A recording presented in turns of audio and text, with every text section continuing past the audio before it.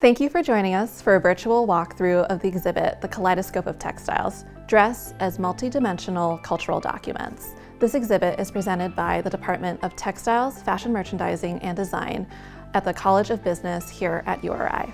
This exhibit is curated by Dr. Jessica Struble, a professor in our department who specializes in the social psychology of dress and appearance, and the 7 graduate and undergraduate students of her ethnic dress and textiles class this past semester. Each of us selected 1 to 2 garments from URI's historic textile and costume collection that was under-researched or under-documented. Through our work, we discovered a richness in both design and meanings, patterns of indigenous resistance to assimilation, and the affirmation of ethnic and national identities through dress. The items we will see today represent the ethnic diversity and socio-cultural richness of our community and promote respect and understanding of diverse ethnic identities in the United States. I'd like to start off with this delightful little hat called a bowline hoot. Its most distinctive feature are these 14 red pom-poms on the top of the hat that actually form the shape of a cross. So young women in the Black Forest in Germany would receive this hat for their confirmation. The red color signified that they were ready for marriage. And then when they did get married, they got a black version. This bowline hoot is a way to signify both their gender identity as a woman as well as their marital status. Another example of this kind of expression of the female gender identity in our exhibit is the burqa. The burqa has received a lot of negative associations with Islamic fundamentalist groups because of mandatory laws that required women to wear it all the time. But at its core, it's an expression of femininity. You know, a lot of women still choose to wear the burqa both as an expression of their religion or the religious piety, as well as modesty. And ironically, some of them say that it's really freeing. You know, it's being able to hide in plain sight, not having to worry about what you put on every day underneath the burqa. It's a very interesting and different expression of female identity. One more example is the Romanian blouse. So this was also an item worn exclusively by women, and it has some really interesting embroidery on it. And each of these sections has different names. So on the shoulders, we have the sky, and then underneath them is the undersky or the earth. And then trailing down onto the chest and onto the shoulders, we have the rivers, which feed into the sea or the border of the blouse. So you might find this blouse really familiar because it looks a lot like the peasant blouse, and in a lot of ways it kind of is. The Romanian blouse has really struggled with cultural appropriation. In 1981, Yves Saint Laurent launched the La Blouse Romaine collection that really popularized this look. And I think it's important for our TMD design students to understand this story. As aspiring designers, they need to understand how to appropriately appreciate and be inspired by cultural designs while also properly crediting and respecting the cultures that they come from. And another object in our exhibit that has had similar issues with cultural appropriation is this beautiful Ecat Robe. It's really easy to see why designers were so inspired by this beautiful fabric that's created with very specific dyeing and weaving techniques. But it's also found its way onto handbags and patterns for clothing and all that kind of stuff without the proper credit to the Uzbekistani people. This Ecat robe was worn by men as a symbol of status and wealth. If you look really closely at the lining, you'll see images of butterflies, which were a symbol of protection from evil spirits.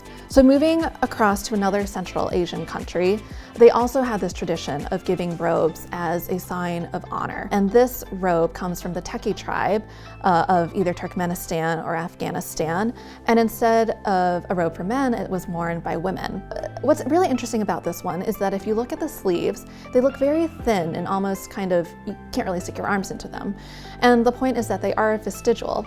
So we have 2 examples of this one, in part so that you can see these differences. First, you know, to see its kind of design beautifully laid out, and then secondly, to see how it was worn over the head with these vestigial sleeves kind of just hanging in the back. But it's also interesting because when this student began her research, the first robe she looked at was made of rayon. And rayon is kind of a newer fiber, you know, hasn't been around forever. And the research she was doing was saying that most of these robes were made with silk. So she did some digging and looked around in the collection and found another one of these robes that was made in silk.